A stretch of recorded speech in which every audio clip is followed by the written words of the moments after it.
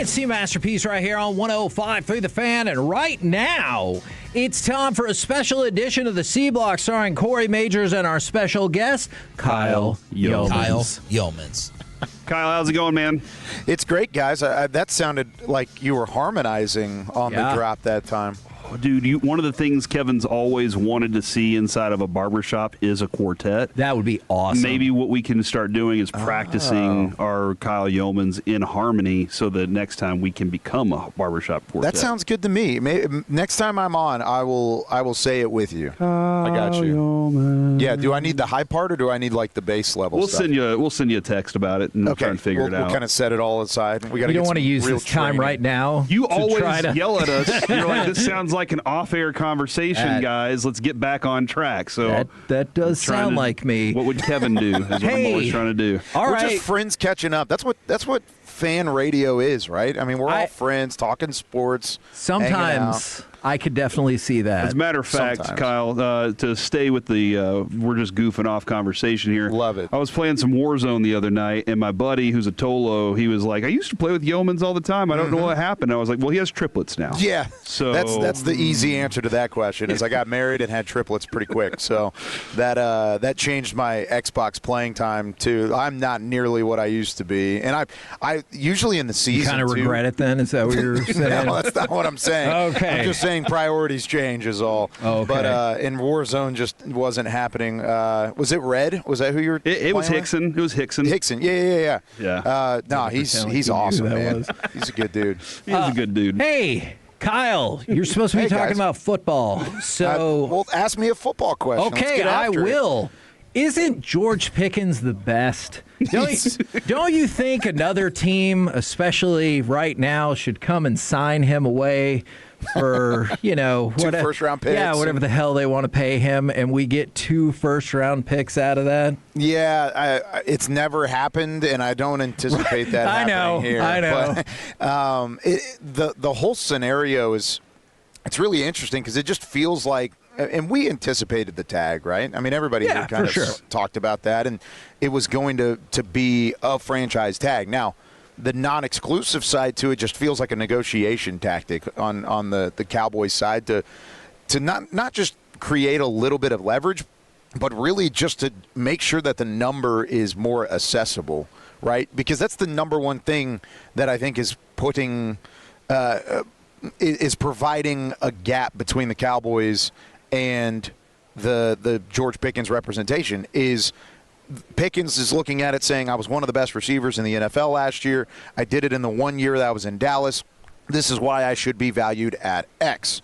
Where the Cowboys are looking at it and saying, yeah, you did, but part of why you had that success was being in Dallas. The league doesn't necessarily see you as this level of value in your own right. So allowing him to try and find the correct value of a league-wide representation by asking other teams and at least looking through some of these contracts, it really is an interesting chess move by Dallas to say, and it's not, I don't think it's a negative chess move. It's not an insult to anybody or what the numbers would possibly be, but I think it gives them a clearer picture of where the negotiations need to be compared to his in-house value and his league-wide value at the wide receiver position. And Kevin, it doesn't allow the Cowboys to outbid themselves. Yeah, that's also fair. In A-Rod, what are they, the Rangers? Yeah. Okay, so Kyle, I understand what the deadline dates are, but I've just been saying this all along. I realize the deadline to get the long-term deal done is July 15th. I feel this with every part of who I am. I think the deadline needs to be March 9th because if you're going to get a long-term deal done, potentially save $10-ish million, depending on what that long-term deal looks like. But I don't get that sense of urgency from the Cowboys at all. Do you? I don't know if it's a public sense of urgency, but they know that there's urgency in the negotiation side of things. And I know there's been a lot of talk this week for the Brandon Aubrey situation and some of these other contracts, and they get Javonte Williams done. But Pickens is the number one name that has been talked about among inside circles and outside circles, I think, with Dallas. So when you talk about a lack of urgency, I don't think I would put them in that fold. I tend to agree with you. I think if you get the deal done the right way, then it allows you to maneuver the cap situation to actually be aggressive the way that you want to be in free agency, or at least the way that they've insinuated that they want to be, where I think the secondary deadline is the draft. So that way you at least know going into night one of the draft, is wide receiver a question mark or is it not? Right. Is what's your draft capital going to look like, and what would you get in return if you do have to indeed move on from George Pickens? And I don't think that's exactly what they want to do. They want to sign him. They want to have the urgency to get it done. March 9th is that first deadline. The draft is the second one. I don't think anybody's looking at July 15th right now, and that's why I think there is a level of urgency among the front office to at least get some level of negotiation done sooner rather than later. This might sound like an odd question, but I've become very fascinated by it. Would you rather no other team comes around on TJ Bass and Brandon Aubrey, or would you rather both of them get picked off in exchange for those second-round picks? Oh, man. That's a great question. Thank you. And I think I've kind of gone back and forth on it, because a second-round pick for a guy like TJ Bass would be incredible value for Dallas. Incredible value. I mean, this is a guy that is a valuable offensive lineman just in the fact that he can play nearly every position on the offensive line, and he's capable enough of a guy that he could be a starter anywhere else in the league, depending on what their situations are too. So there's value in that. However, a second-round pick for a guy that you picked up as an undrafted free agent who's not necessarily a frontline starter for you either, I don't think you can be upset about that. Brandon Aubrey on the other side, I mean, he's been such a weapon, and it's so impressive what he's done in such a short amount of time in the NFL.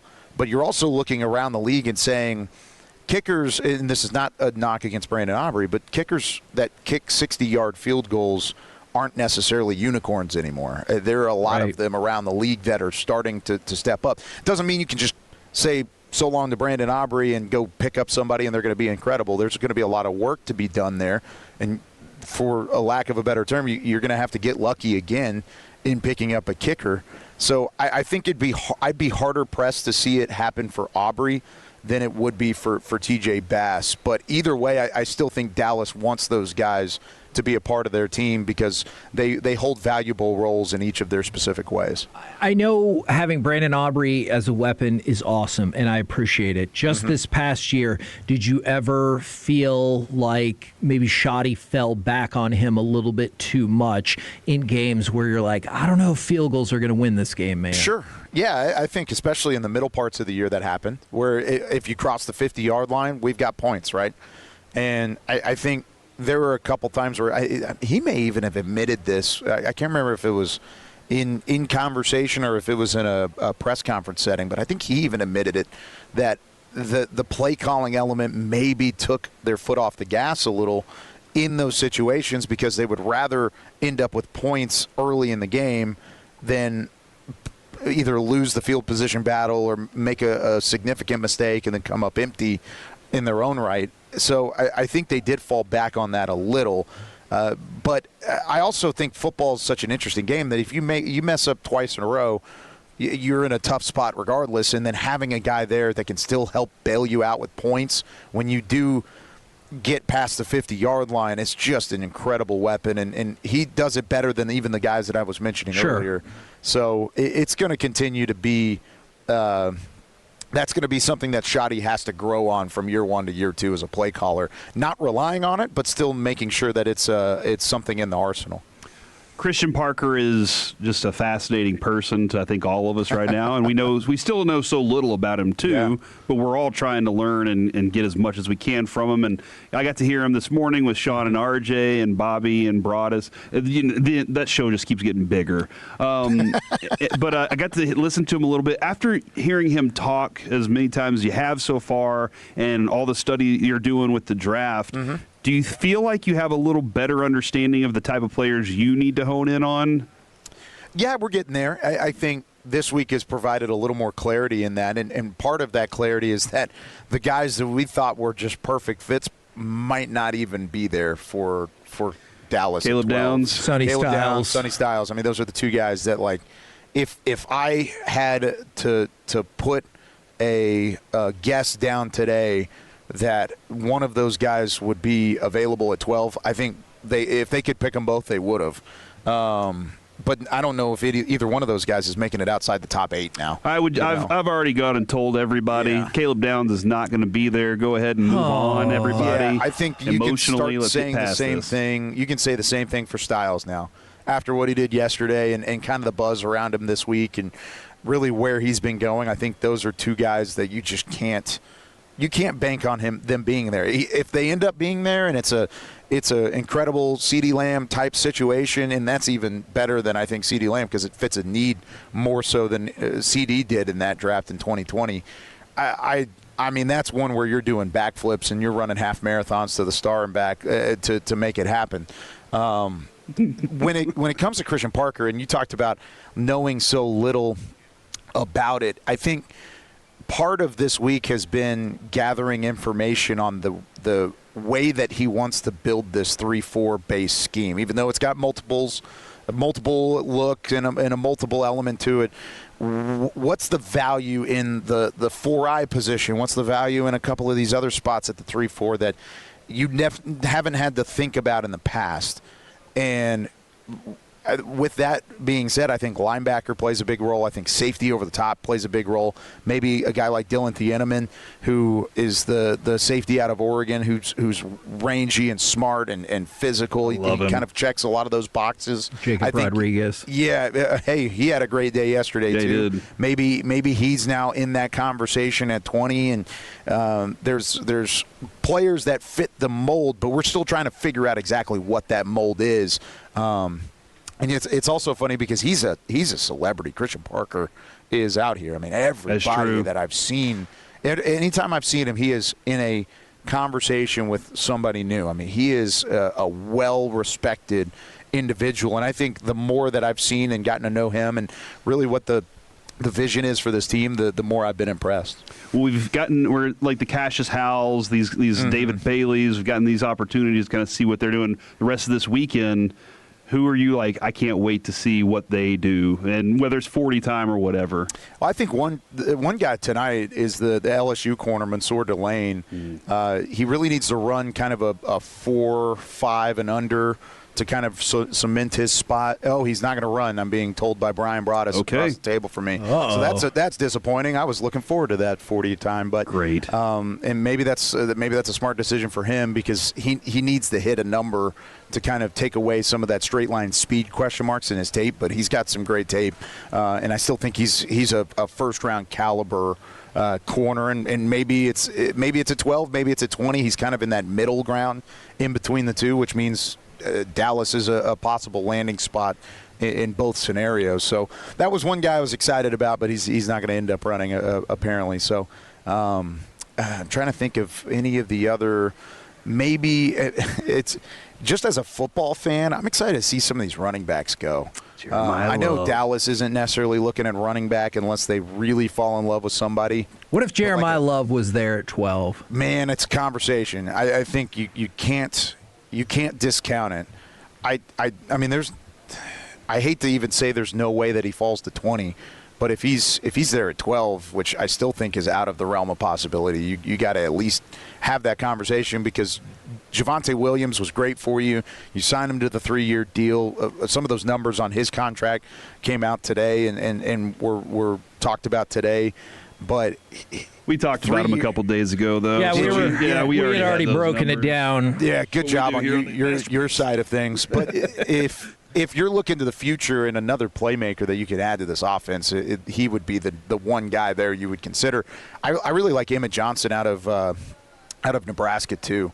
Another guy that you could kind of look at as a burner. He's going to be fun to compete with. They don't start until the weekend with some of those position player guys. But, lots of prospects coming up that I'm excited to watch. Was there ever a time in your life, probably when you were younger, that you would have been considered a burner? No, I was never that guy. They always put me in like the 5 spot in basketball. I played first base and baseball and pitched, so I didn't have to run a whole lot. Like that was my thing. I was a blocking tight end and an edge rusher that was not a very good like pass rusher. I was all run stuff ability. So yeah, no, I was never the burner type. You didn't have a garage band or anything either? No, none of those either. No, unless you count Rock Band on like the Xbox. Maybe. You count that? No, I don't know. Some people like that. Thanks, Kyle.